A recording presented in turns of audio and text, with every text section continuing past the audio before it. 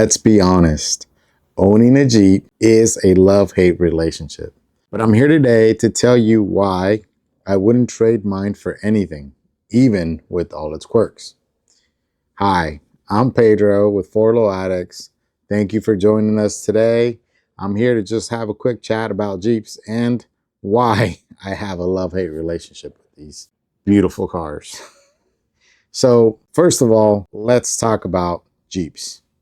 Whether you're considering purchasing a Jeep or you're looking into moving into the Jeep Wrangler or the off-road community, or you're just trying to join that Jeep's lifestyle. Well, let's talk about the good, the bad, and the ugly about the Jeeps. First of all, let's talk about the biggest thing that they talk about, and that's Deathwobble. If you've ever experienced Deathwobble on the freeway, you know exactly what I'm talking about. It's no joke. I've experienced Deathwobble in both of my Jeeps. I have friends that have had to deal with Deathwobble, and we've had to chase the problem down to the joints, to the tie rod, to the drag link, the ball joints, everything. I think that with my JK, when I started trying to chase the problem. I think I replaced the ball joints. I think I changed a couple links, and then I really went on the deep end and started just changing everything.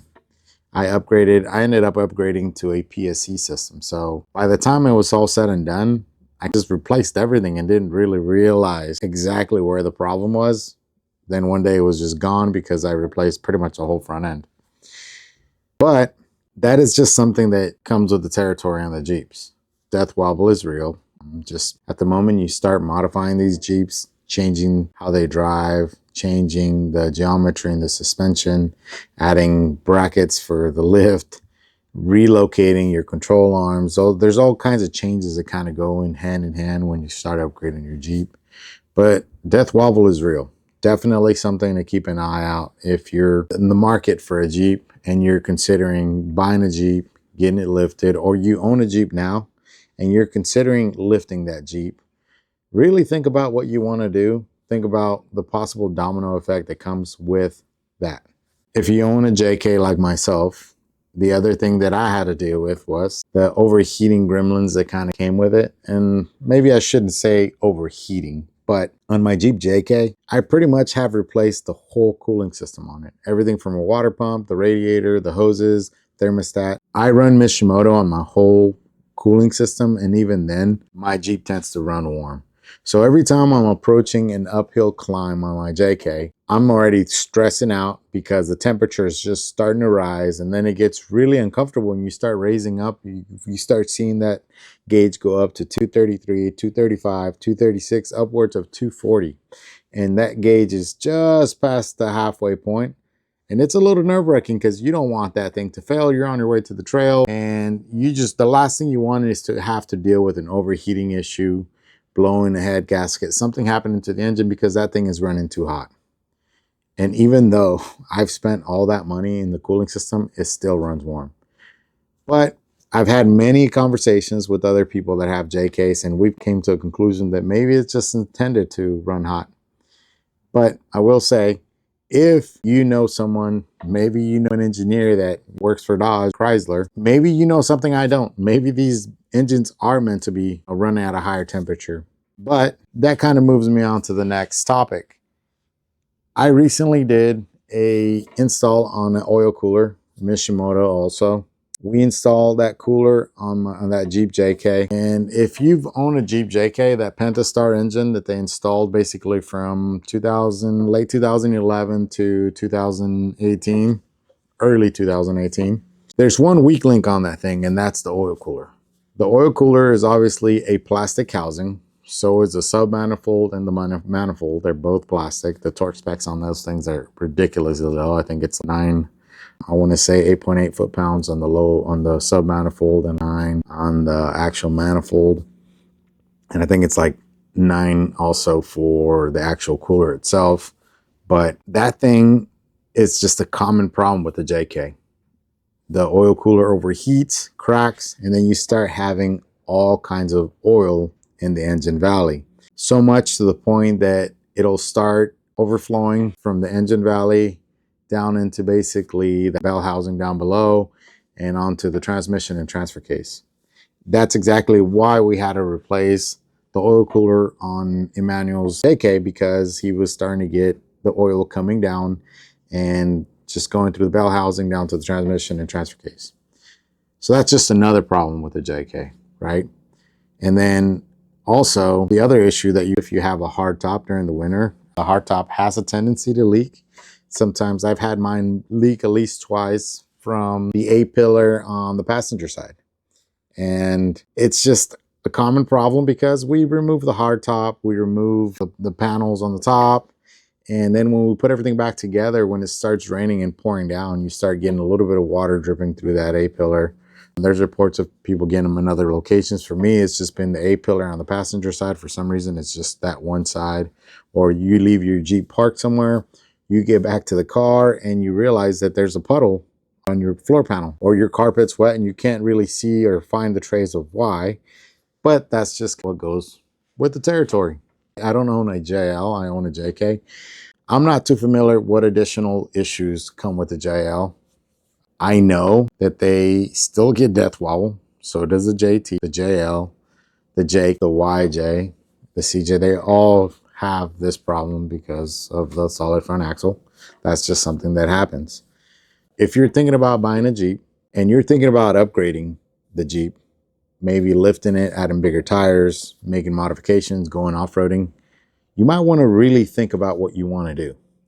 Think about what upgrades you really want and what upgrades you're really going to use, and think ahead. And I'll be doing another quick chat session about actual upgrades and about not making mistakes twice. I really want to touch up on that because if you're new to off-roading, it's really easy to go into a rabbit hole with going crazy, getting upgrades, and not thinking about the repercussions of what else you might have to change. And then it really is a money pit.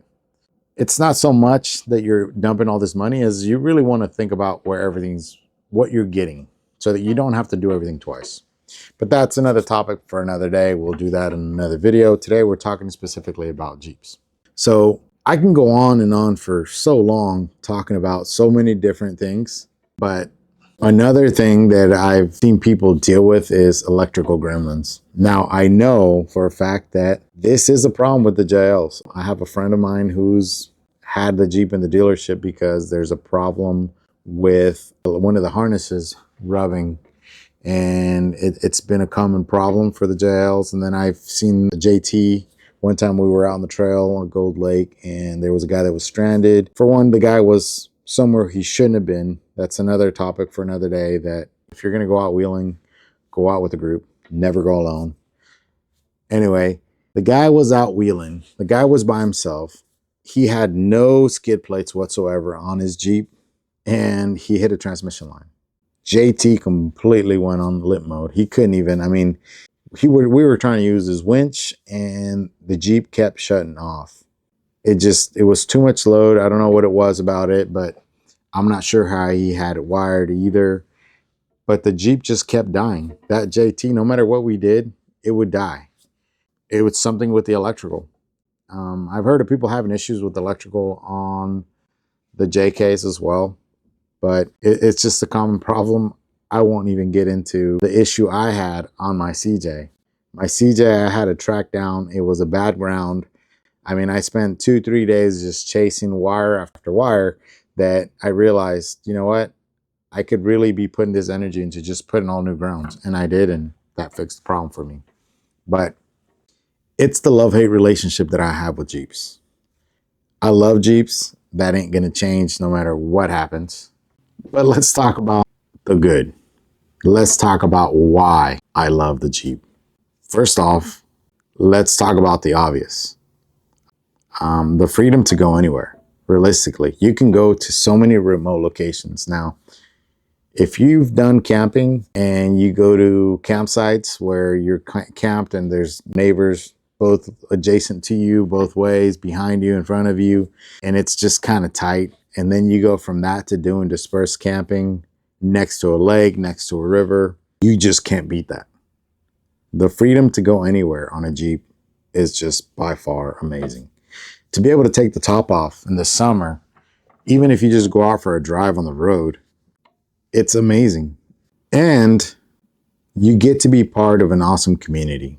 Jeep is definitely a tight-knit community. I know that if you've driven in a Jeep, you've had someone wave at you as you're driving. That is definitely a community. It's a culture. It's something that you see someone else driving a Jeep, you're going to want to wave. You see someone else on a Jeep, you're going to want to pull over, make sure they're good. Everyone from my smallest daughter, who's 10 years old, since I can remember, she's been in a Jeep. I have pictures of her when she was 2 years old. And she already asked me that when she starts driving, she wants to have a Jeep. My older daughter is telling me the same thing. She wants a Jeep. That's what they want to do.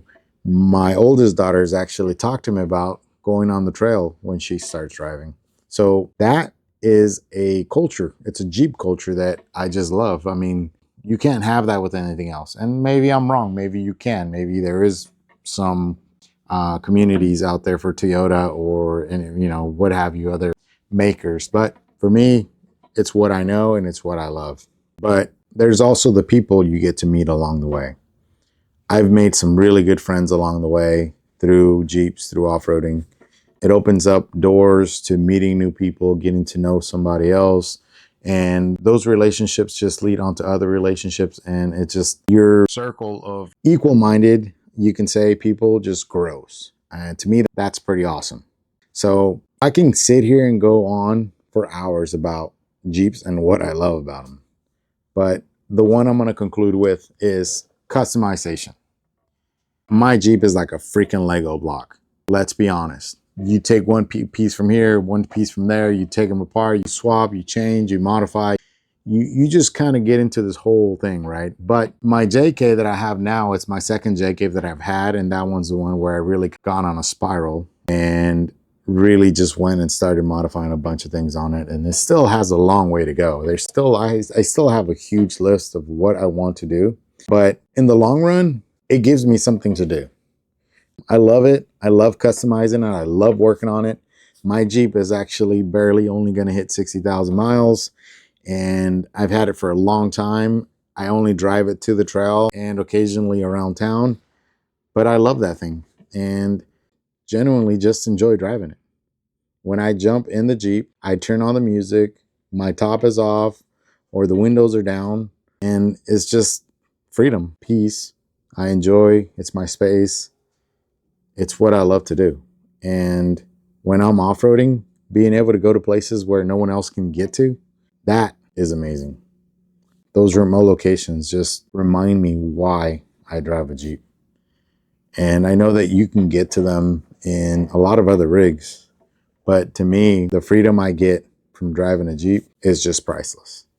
So I know this was just more of a chat and conversation about Jeeps, but if you're thinking about getting a Jeep and maybe you're looking into buying a used JK, think about all these things. But if you take anything out of this conversation today, one thing I do want to talk about is think about all your upgrades. Don't rush so fast to upgrade everything on your Jeep, because the odds are about 99% of the people probably go out and buy a Rubicon, and more than likely they don't really use that Jeep, or they don't push that Jeep to its full potential. But we're quick to start upgrading because we want bigger tires, we want a bigger lift, we want the inner fenders to look better, we want the bumpers to have more clearance, we want to have a better approach or descent angle. We want all these things, and sometimes we don't really enjoy it.